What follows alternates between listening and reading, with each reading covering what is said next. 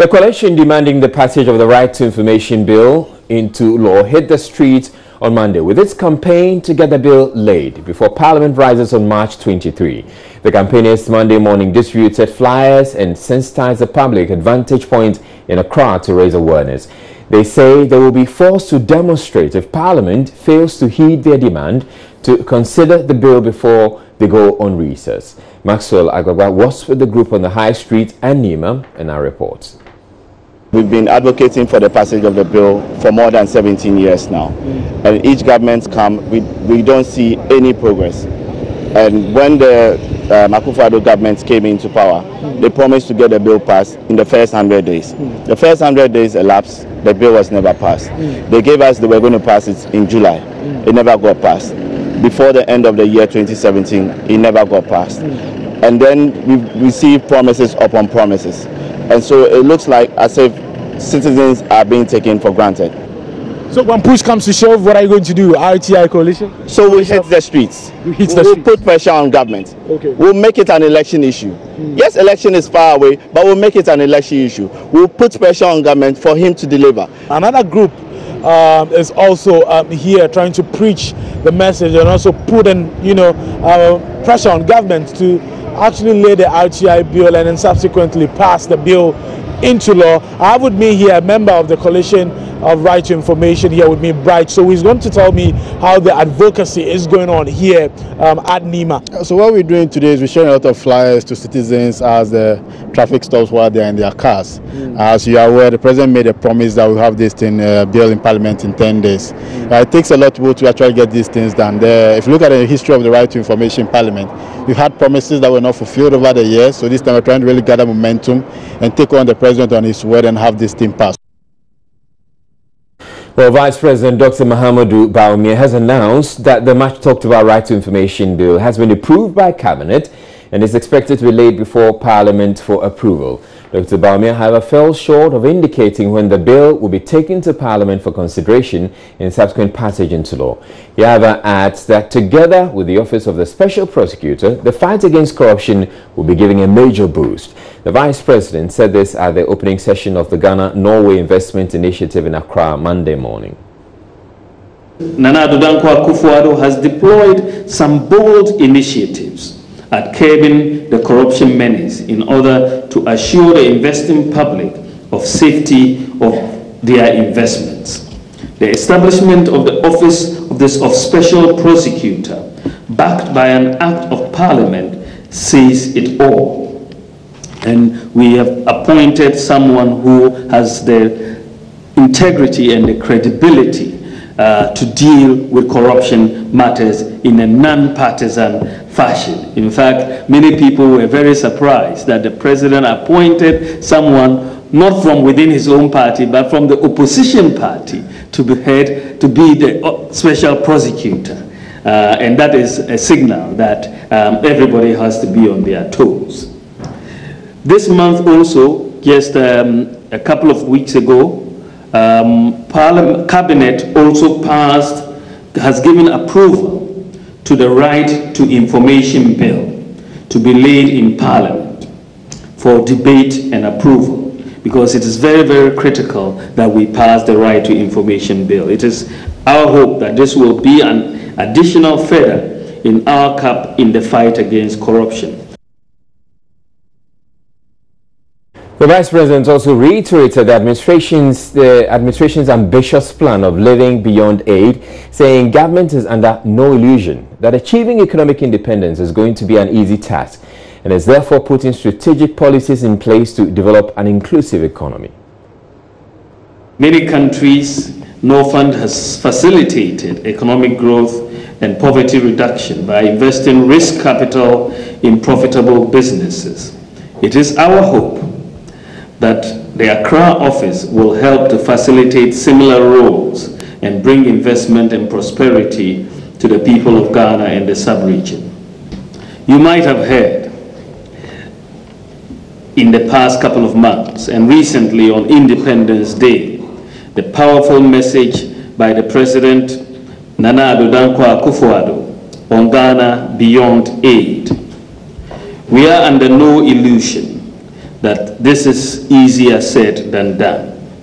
But an even greater illusion is to think that we can build a sustainably good society on the inexhaustible charity of others. History provides no such examples, and we cannot hope that our fortunes will be different. The launch of the Norwegian Investment Fund for Developing Countries is expected to bring in investors from Norway to partner agri-businesses in Ghana to help create jobs and boost the local economy. The Chamber of Petroleum Consumers (COPEC) has petitioned Special Prosecutor Martin Amidu to investigate the sale of crude oil stocks of the Bulk Oil Storage and Transportation Company BOST, which has attracted controversy in recent days. COPEC has over the past week taken on BOST with the sale of 900,000 barrels of the commodity, accusing the company of causing financial loss to the state. Though BOST has defended the sale, the Chamber says its explanations have raised more questions. There's more in the following report. BOST last week claimed BB Energy, the company the crude oil was sold to, was required to cater for the cost of shipping the commodity after purchase.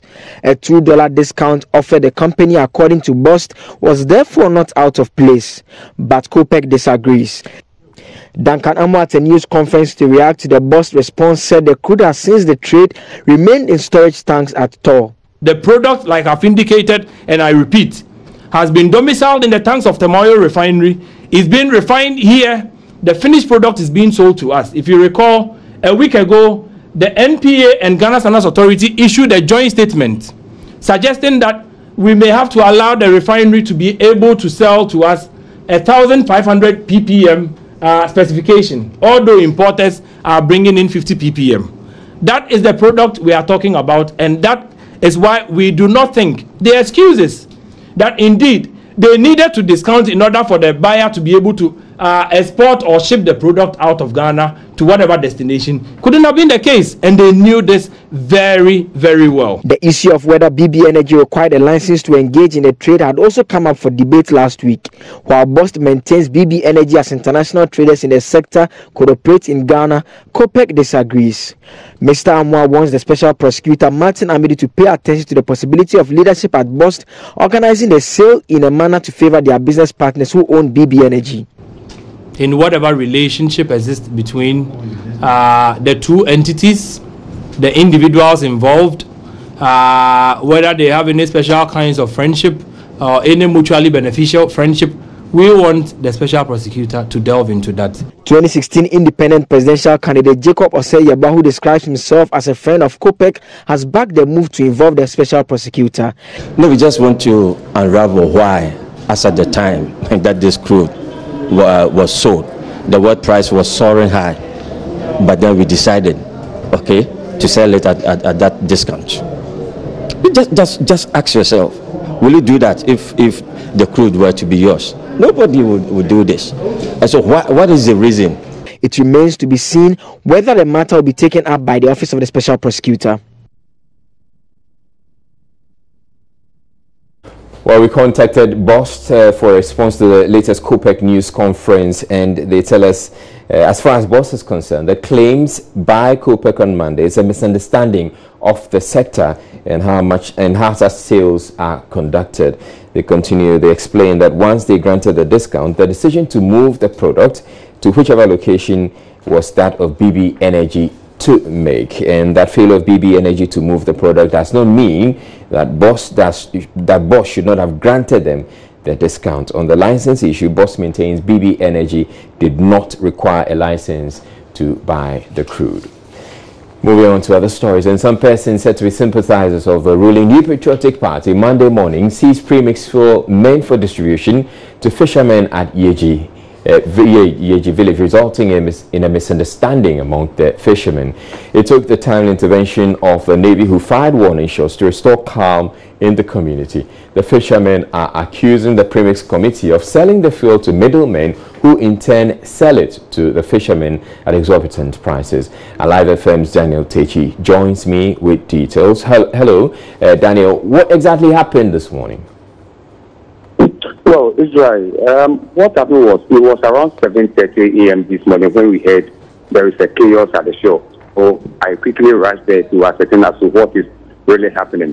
When I got there, all I found was a certain youth group from the New Patriotic Party has mounted the tank that contains the premise fuel, which needs to be sold to the fisher folks.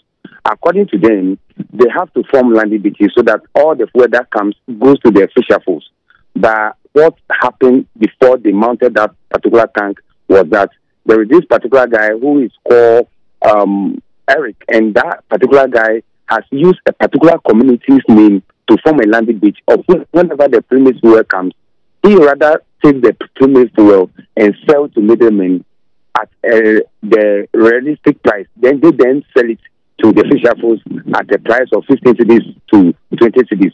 And according to them, there is this particular amount of money that is meant for the community after the product has been sold. But that money doesn't go to the community, and the guy spends the money himself. Therefore, they wouldn't agree for the guy to sell the product to the middleman, then they sell it to that of the fisher folks. That is the reason why they seize the product from the guy. And when they seize the product, the guy and his group are also fighting over the product. That is what warrants the Navy to intervene. After they intervene, they couldn't agree with the Navy to stop selling the product until calm is restored. And they tried to struggle with the Navy. It was then that the Navy tried to give a warning shot to disperse the crowd. But they tried all that they could. They couldn't, in fact, restore calm. Rather, leave the product for the youth to sell. So it happened 7:30 this morning until this evening around 5 before they were able to sell the product to the fisher folks. And according to them, these people have been diverting the product to other places. And when they divert it there, instead of them selling it at the price, which is 70 to 50%, they then sell it at a higher price. Some even sell it 30 cedis, 40 cedis. And for the past 1 month, there haven't been any premise fuel for the community here. The only one that came is what they were fighting over this morning. So the fisher folks are crying to the government to make sure that they get the premise fuel regularly in order for them to be able to also go for fishing and also earn their living. It sounds as if the Navy eventually gave up and left the premix fuel to the youth. Oh yes, the guys were struggling with the Navy. How about the police, Daniel? No, the police didn't come there. You know, the BNI has to call the Navy because the Navy are there to protect the fishermen and also the boat owners who loot to other places. So they were the nearest security to have resort to intervene. All right, so it's fine if we have the Navy intervening in when immediately happened, but are you saying that there's no police presence in that area? Yes, there is no police presence. It's only the Navy that came in. There wasn't any police presence. All right, hold on, Daniel. We have also on the line the chairman of the Premix Committee, Nilante Bannerman. Now, Mr. Bannerman, are you aware of the situation at Yeji? What sort of reports have you received? Yes, Israel, good evening, and good evening to your listeners. We heard about this issue this morning, and in fact, I'm having contrasting reports. What your reporter is giving us this evening. Because the earlier report I had indicated that, you know, when these issues of premix fuel diversions and all that cropped up around October, there were a series of meetings and interactions between the various ministries involved. I mean, the ministries of energy, the ministries of energy, finance, and the Ministry of Fisheries and Aquaculture Development. We also met the economic management team headed by the Vice President, His Excellency Alhaji Dr. Mahmoud Bawumia, where some reforms were drawn. We were supposed to restructure the landing beaches on the lake. But the report I had this morning, some of the few people who were manning some of the outlets that have been taken out are the people agitating, and they sought to hijack a fuel meant for a particular community. As I speak to you, as part of the reforms, we were supposed to put in place a regional monitoring team, of which the regional minister, who also happens to be the chairman of the Regional Security Council, is the chairman. When we heard this news, I contacted him He told me he was in Sunyani and was trying to get feedback from the place. I spoke to the DC and he confirmed that these are agreed people who said because they have not been receiving fuel, they are going to hijack whatever fuel that is allocated to the community. As I speak, it is not true. The records, we have the records to show. It is not true that we have not allocated fuel to Yeji in the past month. No. Every week, Yeji is allocated 4 trucks of premixed fuel. Every week. So essentially, it goes to confirm that the fuel being allocated to the area is diverted or is going elsewhere. No, it is not going elsewhere. That's why I'm trying to clarify to you that these people who sought to hijack the fuel this morning are people who are aggrieved because their outlets have not been receiving the fuel. Let's note this. When these people are agitating, there are 2 ways to it. They will definitely make allegations of diversions of premixed fuel. As I speak to you, NTA is tracking now, as part of the reforms, the National Premixed Fuel Secretariat is also able to track the premixed fuel. And I can tell you on authority, since November, there's not been any fuel diversion as far as premixed is concerned. So this These confusion... are people who are aggrieved because their outlets are not receiving the... All right. So with this confusion that happened at Yeji, how do we resolve it? Like I said, I've spoken to the regional minister, I've spoken to the DC. We are trying to get those who hijacked the fuel to be arrested because, Israel, you agree with me, whatever we were doing in the past that were giving us wrong results, we can't continue to do it. We can't maintain the status quo. We are trying to sanitize the system, reform the system so that the system will work effectively. As I speak to you now, the reforms that we were given to do, we have started. Even tomorrow, we are on our way to, we'll be going to Ikwanta North, Ikwanta South, Krati East, West, and into Muru, and then to Pandai, to also restructure the landing pieces at those places. Yes, there are going to be agitations, and we should understand because these are people who think that their source of livelihood, in quote, their source of livelihood is being taken away from them. But like I said, we will need you, the media. I'm glad you have come so that we all understand what is happening. We are restructuring. Some people are going to lose their outlets. So definitely they are going to agitate. That is why in the wisdom of the economic management team, we have to form the regional monitoring team. These regional monitoring teams, the fact that the regional minister is the chairman, who also doubles as the chairman of the Regional Security Council, they are supposed to look at some of these agitations and deal with it in their various regions. All right.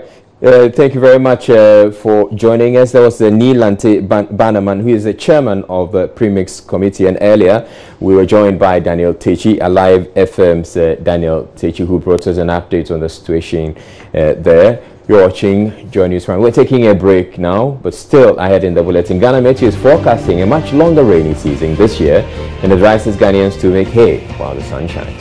Farming communities, they don't also have to farm in very low-lying places. The outlet of the Odor River should be made bigger. We'll be back with more. Stay tuned.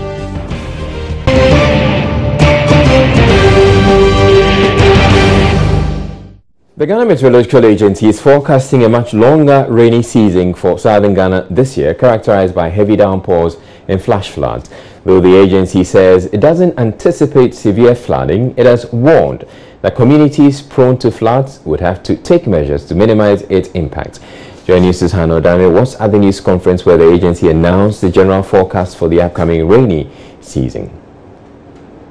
Though northern Ghana has seen significant rains in the last few days, the southern part of the country has seen very little apart from the heavy downpour in some parts of Accra over the weekend.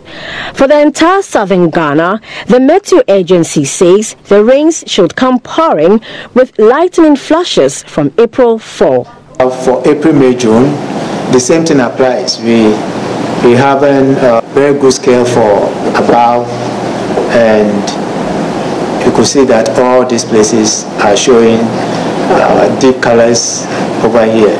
And this shows that the cessation dates are all above. The above means that we're going to get long cessation period. Well, for most people, the language used by the meteorologist is too complicated. I therefore attempted to put it in plain language. In summary, the Meteo office is letting us know that this year the rains are going to stay longer than usual, and this is going to have early onset and late cessation. Early onset, by that I mean the rains will start in April, which is just a few days away, and end in late July. Now, these rains are going to be normal to above normal. When I talk about the southern belt, I mean areas from the Brong-Ahafo region down to the east coast and the west coast. These areas include Takrade, Axim, Aflao, Koforidua, and even Ada areas in Greater Accra region. Now, there are some precautionary measures they want us to take. You don't have to sit in the house and send your children out, because with attendance, flash, some of us attempt even to cross weak bridges when we have the bridges covered with rains. Additionally, those doing salt mining, they may not have a field day because of the rainfall that we're going to have. The farming communities, they don't also have to farm in very low-lying places, especially for the southern half of the country. And additionally, we have to desert our gutters. The outlet of the Odo River should be made bigger. The agency also announced activities for its week-long celebrations to commemorate World Meteo Day, which falls on March 23 on the theme, Weather Ready, Climate Smart. For Joy News, my name is Hannah Odame. Well, the National Disaster Management Organization, NADMO, is set to provide relief items to over 2,000 persons affected by rainstorms in the northern region. The intervention comes days after the storm displaced them. NADMO's Director of Communications disagrees the organization's response is slow. Georgia EC told Gift Andrapia on the pause earlier that the district officers had to wait for stock from the regional offices in order to help those affected.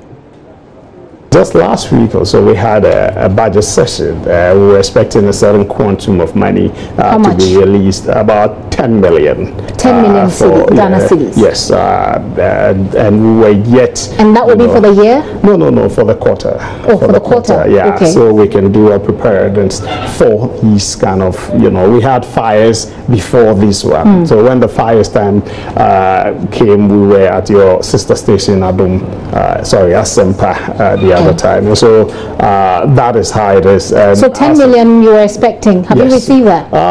As of last week when we had the budget session, we had not received them. But we were assured the documents were being processed and we're going to get the money. As we speak, I believe by the end of this quarter we should have the money, because last week we had the budget session. And so by the end of this month, middle to the end of this month, we should have it, because that was the assurance we had from our finance officer. We're taking a break to bring you business, and Ghana is to commence a base mapping exercise in November this year to complement efforts of government's land digitization program aimed at transforming the economy and improving the ease of doing business. We will be back with business.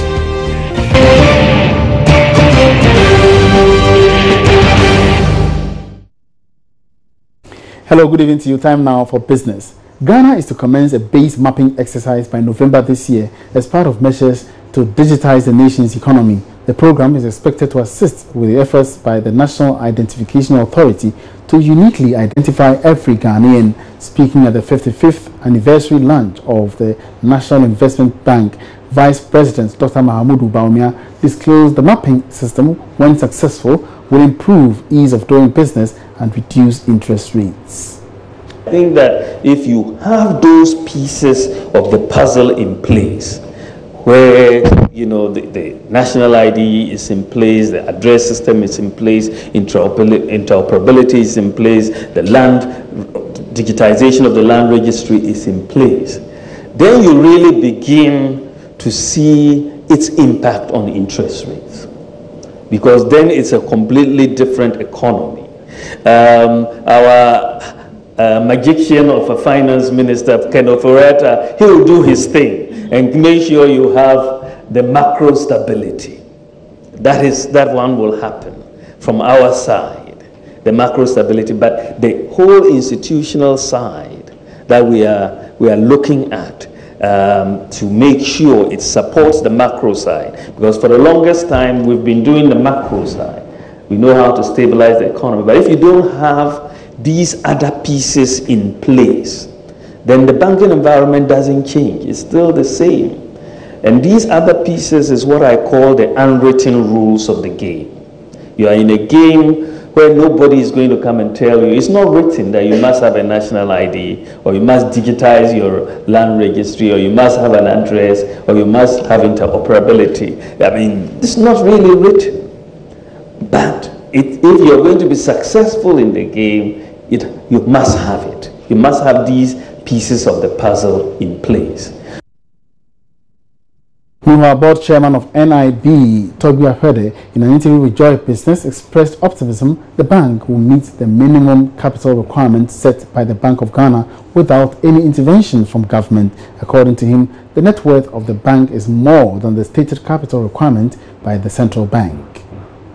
Bank is very strong, you know. I mean, of course, our net worth is far in excess of 600 million, but what Bank of Ghana wants is a stated capital of 400 million.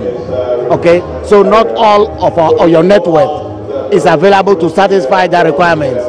But we are undertaking a restructuring of our asset base, trying to monetize as much of what we don't need as possible. And given our performance over the past years and the proceeds that we expect from the monetization, we expect that before the end of the year, we would have met that 400 million minimum stated capital requirement without any external support. Without any support from government? Without any external support whatsoever. All I ask for is that our shareholders support the strategies that we have put in place, meaning strategies that would bring in the resources that we need without recourse to shareholders or any outsiders.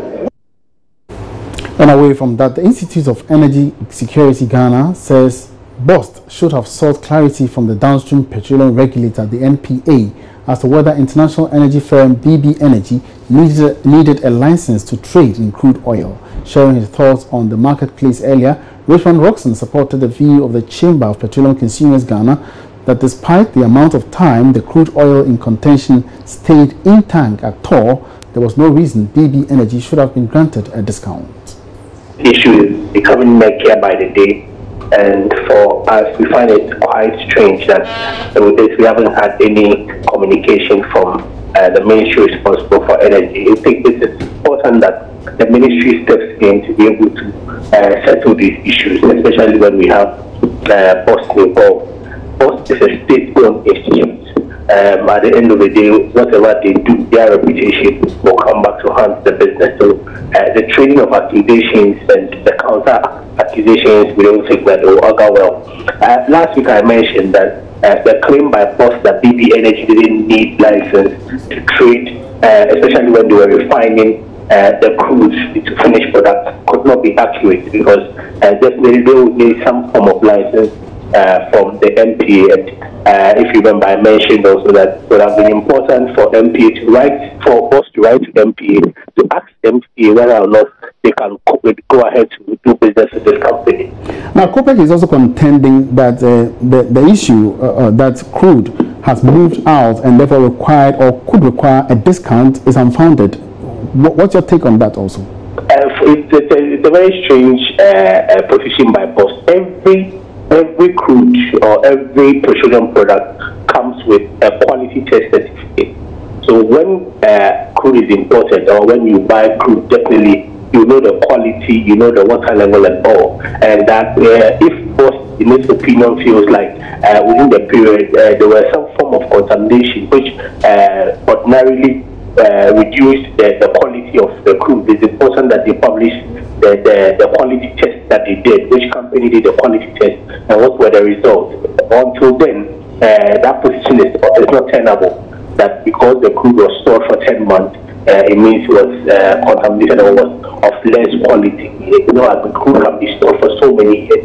These are some of the challenges that we have with some of the accusations ongoing. And the ministry establishing a committee to look into it should be able to settle all these issues. The South African High Commissioner has led a 50-member business delegation to Ghana as part of renewed efforts to boost trade between both countries. Speaking at a trade and investment conference in Accra, the South African High Commissioner Lulu Zingwana said South African investors are poised to exchange business ideas for the expansion of the private sector. Charles Aite has more in this report. South Africa will be prioritizing deeper trade ties with Ghana in 2018. This is according to the High Commissioner, who has lamented the fall in intertrade activities between both countries since 2015. Speaking at the South African Trade and Investment Summit in Accra, the High Commissioner revealed that the coming on board of about 50 South African investors to Ghana forms part of efforts to deepen bilateral trade. Of the Joint Trade and Investment Committee. This committee is the implementing instrument for the MOU on economic and technical cooperation that was signed in 2011 by both countries. These are the enabling instruments that both governments have put in place in order to create a conducive environment for business to go about its business. Over the years, an exchange of missions and national delegations between our two countries has intensified. This has been realized through reciprocal visits by our senior officials in order to create the necessary mechanisms that build required confidence for our businesses to interact with each other to pursue trade and investment opportunities. On her part, National Coordinator of the One District, One Factory initiative, Gifty Ohunikonedu, said the policy firmly complements government industrialization agenda. She therefore called on the South African investors to take advantage of the policy. Tariffs, electricity tariffs, His Excellency the President has reduced tariffs, and now we enjoy 30% reduction for industries. Areas of support from private sector partners like investors coming from South Africa. We want to secure offshore financial support for the projects. We also want to establish investor matching networking for local businesses. That's all by way of business tonight. Many thanks for joining me. My name is Emmanuel Abuachi. For more business, log on to myjournline.com/business. Have a good evening. The Wenchi Methodist Senior High School in the Brahafo region has held a memorial service for students who died in the infamous Kintampo waterfall tragedy at Wenchi, with a call on bereaved families to remain calm and have faith in God. Correspondent Nestor Kafui Ajoma, who witnessed the ceremony, reports that it was a solemn moment of flashback for the students of the school.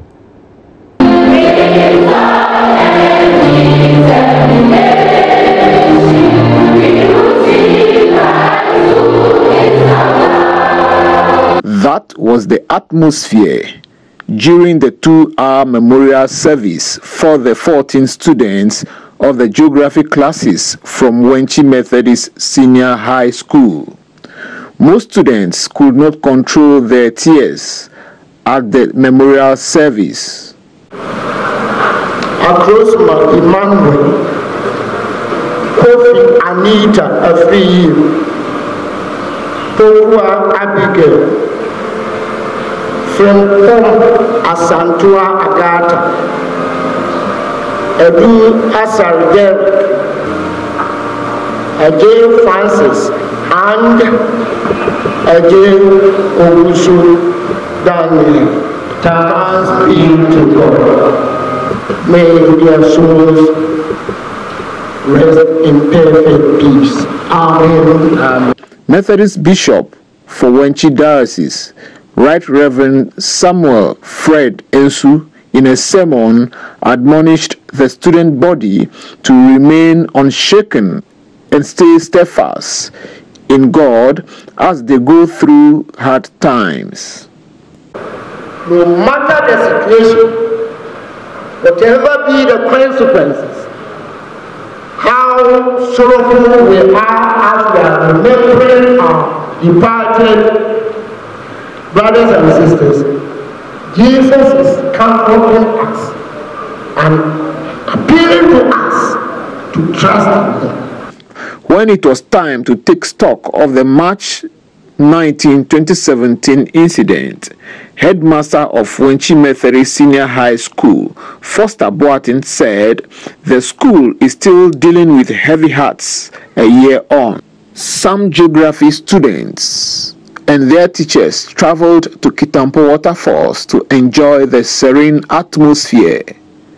Their visits to Kitampo was part of an educational trip. A sudden rainstorm uprooted trees, trapped and killed about 20 holiday makers. 14 of them were from the school.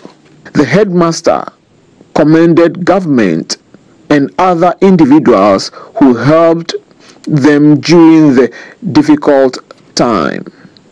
The school, led by the Churches Board, organized a 2-week program of counseling and intercession prayers in the school.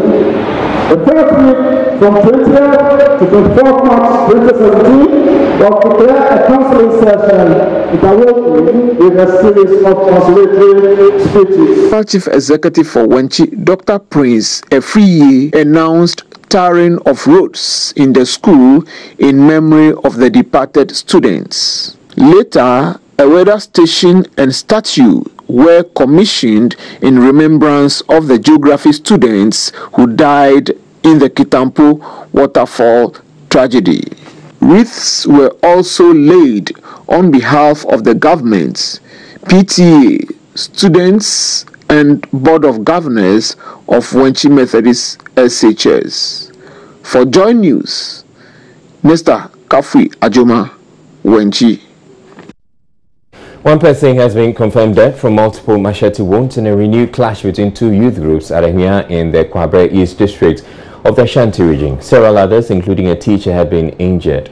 They have all been sent to the hospital. Here are some residents recounting what happened, which led to the clashes Monday morning. I was at the shop when 8 men with arms entered, assaulting and destroying everything in the shop. Fortunately, I can identify all of them. I was then advised to go to the police station and report. We will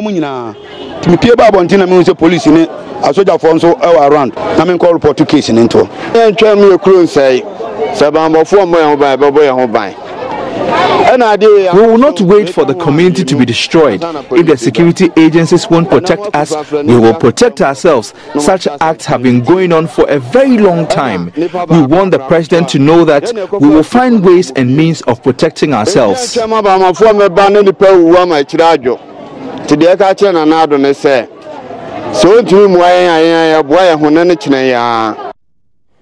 Now, a Cocoa Board investigative report has indicted a number of top officials of the Cocoa Research Institute for fabricating certification for some cocoa fertilizers.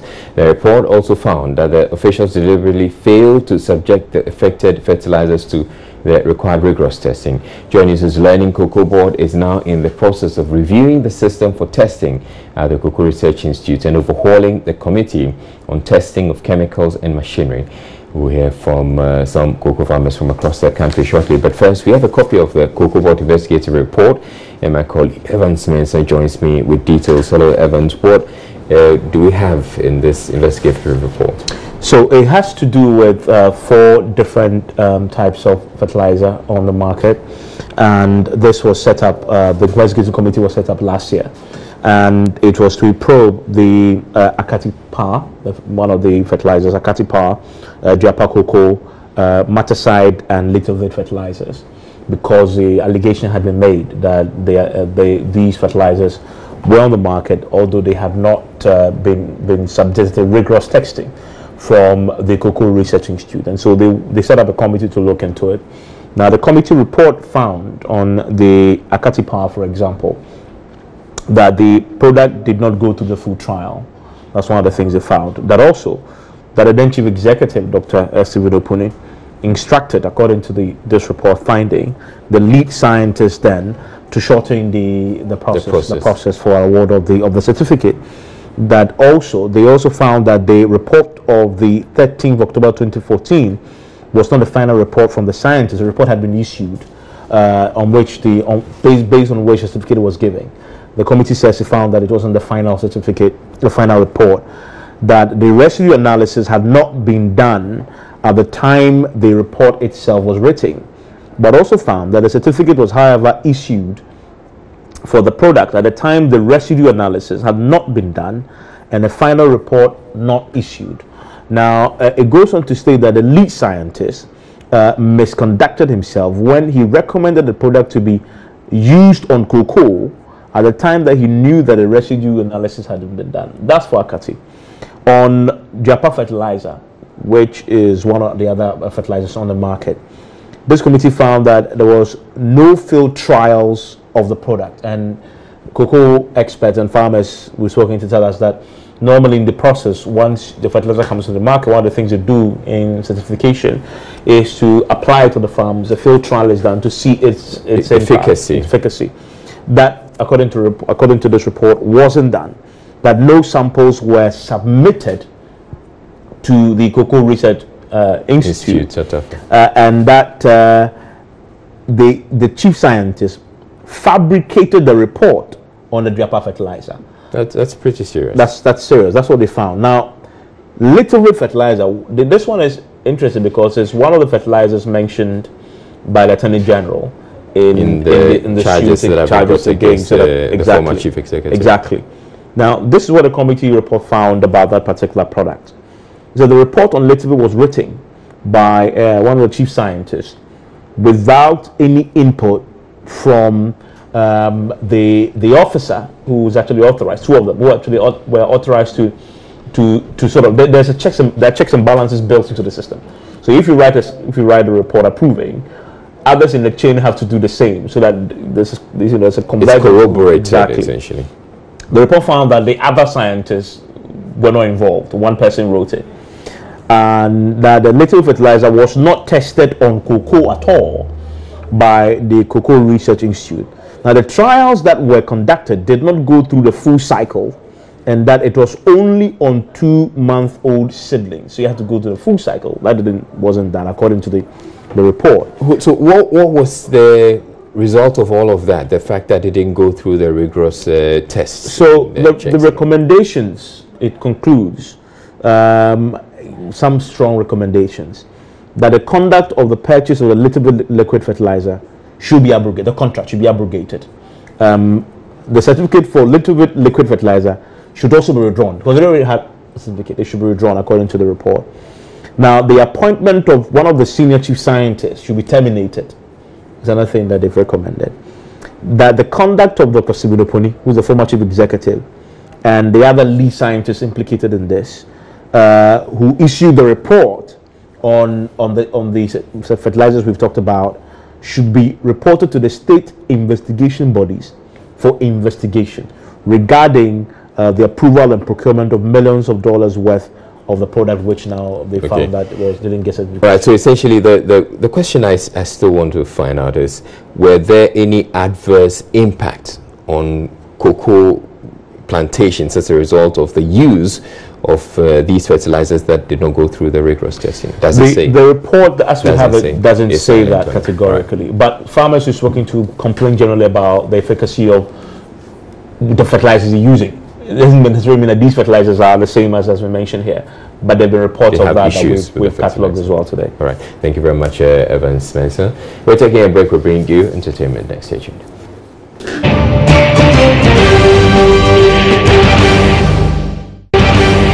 And in the headlines, gunshot at Yeji as confusion breaks out over the distribution of premixed fuel to fishermen. The committee says they are investigating. The Chamber of Petroleum Consumers punches holes into arguments by the Bulk Oil Storage and Transportation Company that there was nothing untoward about its recent sale of crude oil at a discounted price. Vice President announces Right to Information Bill is headed to Parliament after securing Cabinet's approval.